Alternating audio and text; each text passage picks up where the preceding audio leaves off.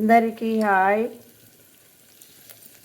ఈరోజు శుభ సోమవారం, దీపావళి స్పెషల్ నాది కాకరకాయ కర్రీ.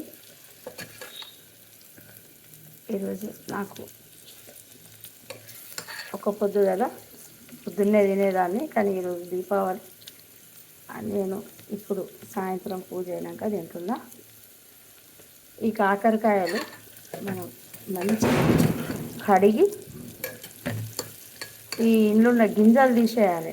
నేను దోసకాయ గింజలను తీసేయద్దు అని అంట, ఇవి తీసేయాలి. గింజలు తీసేసి మంచిగా సన్నగా కట్ చేయాలి. కట్ చేసి మనం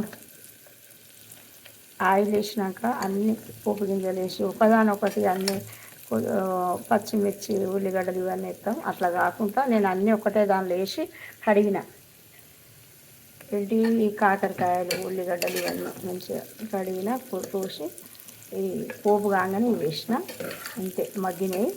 ఇప్పుడు కొంచెం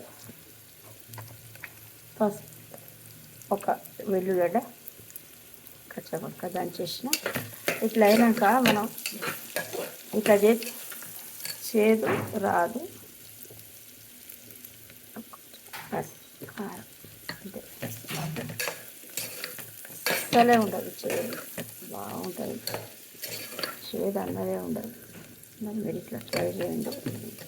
ఇక నచ్చిందంటే డైరెక్ట్ చేయట్లేదు, సబ్స్క్రైబ్ చేయండి. లేకపోతే మంచిగా సూపర్ ఉంటాయి.